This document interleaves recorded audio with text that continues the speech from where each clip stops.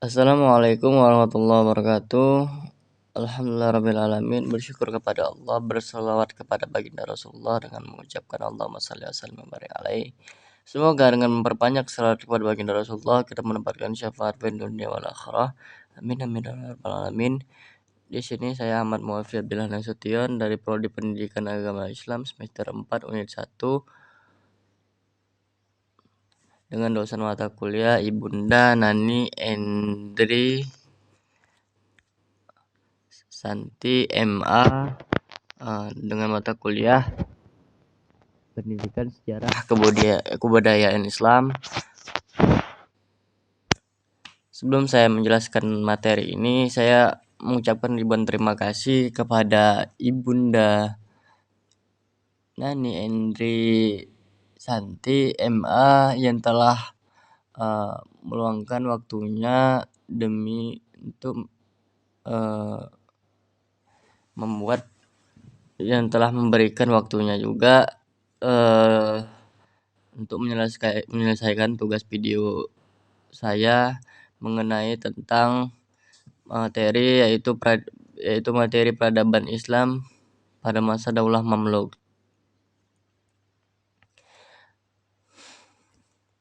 Mengenal kaum Mamluk, definisi Mamluk secara bahasa berarti budak atau dimiliki.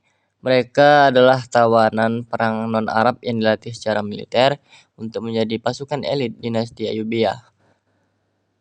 Kemudian Mamluk Bahari itu pada tahun 1230 sampai 1390 berasal dari resimen pengawal yang ditempatkan di Pulau Rodah atau Sungai Nil, umumnya berasal dari bangsa Turki dan Mongol.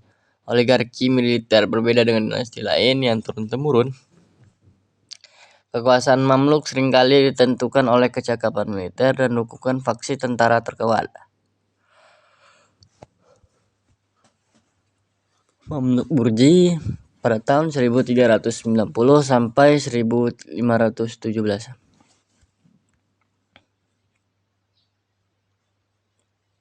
Berasal dari pasukan yang ditempatkan di benteng Burj.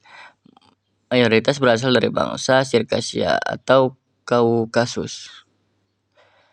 Sajarah Aldur ini merupakan ibu bangsa Mamluk. Sajarah Aldur adalah tokoh kunci dalam transisi dari dinasti Ayyubiyah ke Mamluk sebagai istri Sultan Al-Salih Al-Ayyub.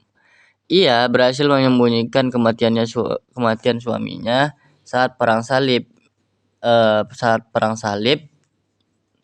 7 untuk menjaga moral pasukan. Ia menjadi satu-satunya wanita yang pernah berkuasa penuh sebagai sultanah di Mesir, membuka jalan bagi bangkitnya kekuasaan para Mamluk.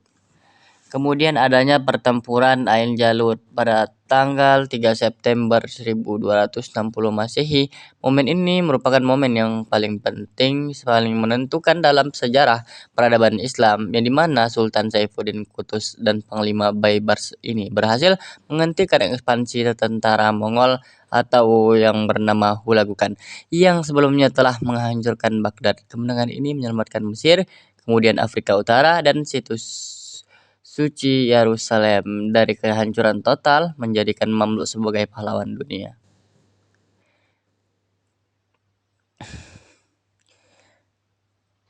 Kemudian pilar kemajuan peradaban. Adanya pilar kemajuan peradaban ini karena adanya sains dan kedokteran. Itu dari pembangunan rumah sakit itu yang bernama Bemaristan terbesar pada zamannya dan kemajuan dalam ilmu optik serta biologi.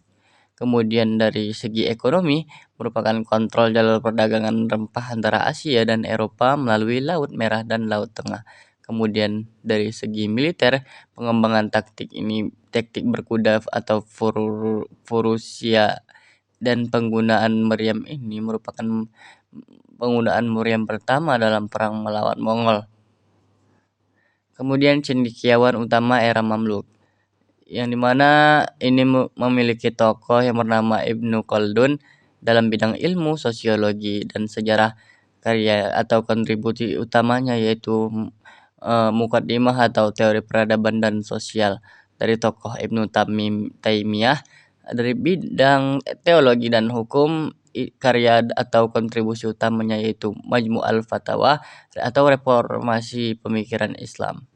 Kemudian tokoh yang bernama Al-Makrizi, ini dari bidang ilmu sejarah dan ekonomi.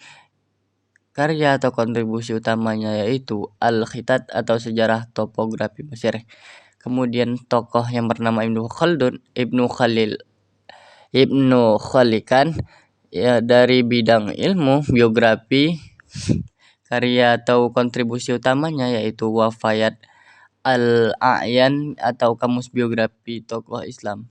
Dari struktur perekonomian negara, dari bidang perdagangan internasional, kemudian dari sektor pertanian, dari perdagangan internasional itu 45%, kemudian sektor pertanian nil itu 30%, kemudian industri dan kerajinan itu 25%. Stabilitas ekonomi Daulah Mamluk sangat bergantung pada arus perdagangan rempah dari timur jauh ke Eropa.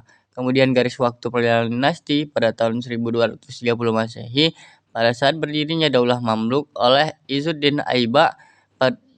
Kemudian pada tahun 1260 Masehi, kemenangan besar di Ain Jalut melawan Mongol. Kemudian terjadinya pada tahun 1382 Masehi itu transisi kekuasaan ke Mamluk Burji atau Sirkasiyah. Kemudian pada tahun 1517 Masehi itu merupakan terjadinya keruntuhan Mamluk oleh Kesultanan Turki Utsmani. Warisan arsitektur ini merupakan Kairo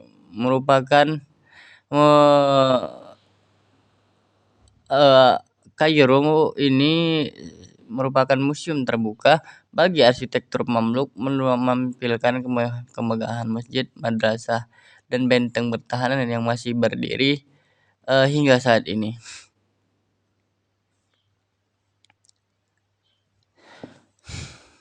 Mungkin ini saja yang dapat saya sampaikan mengenai tentang peradaban Islam pada masa Daulah Mamluk ini. Lebih dan kurang saya mohon maaf kepada Allah, saya mohon ampun. Khairul kalam, wassalamualaikum warahmatullahi wabarakatuh.